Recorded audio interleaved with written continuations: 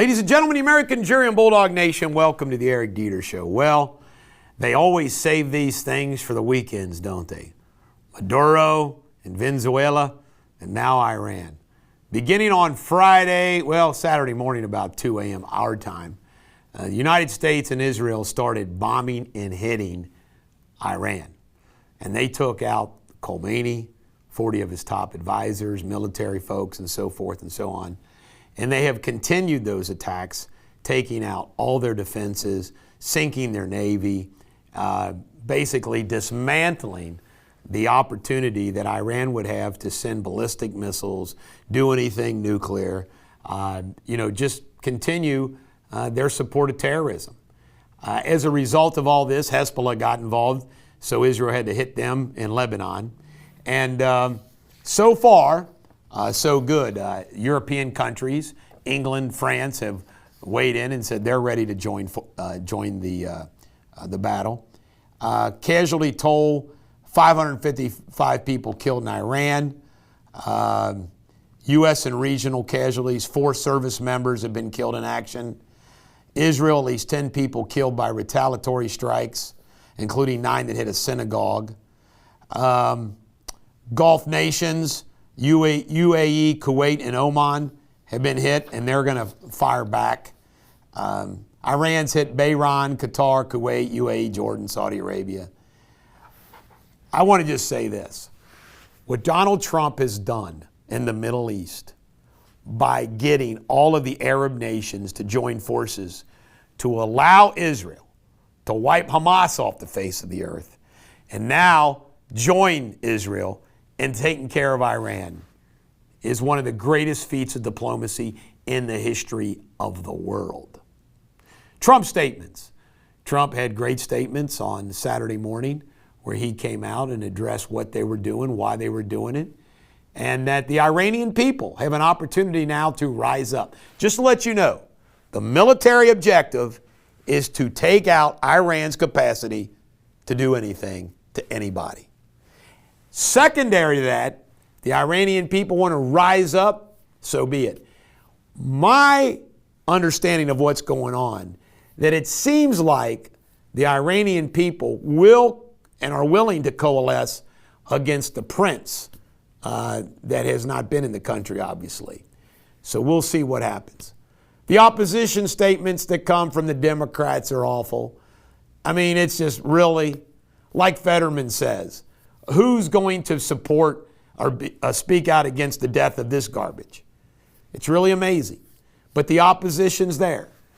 And you know what? When you look at how Clinton's used the military and Obama's used the military without going to Congress and asking for a declaration of war, give me a break. Trump has a right to use the military to protect Americans at military bases and our allies in the regions. Iran can hit Europe. Plain and simple.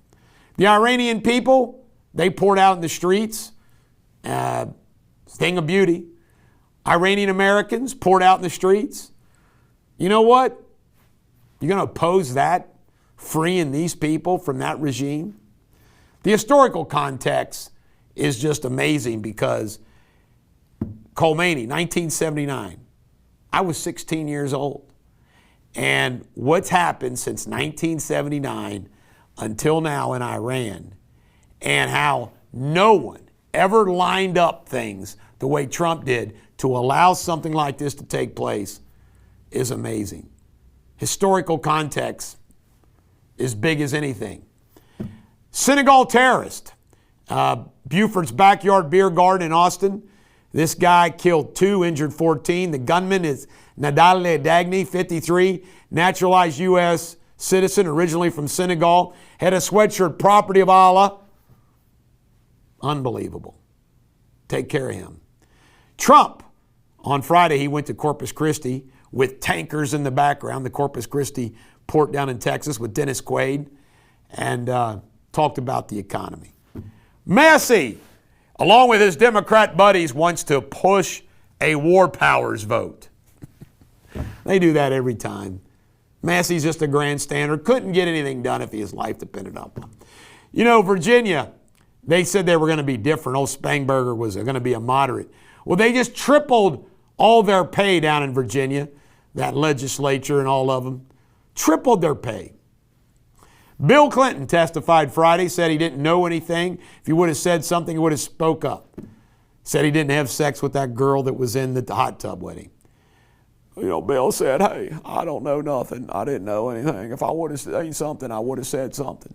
They're not going to get Bill. Bill's too slick. That's why I call him Slick Willie.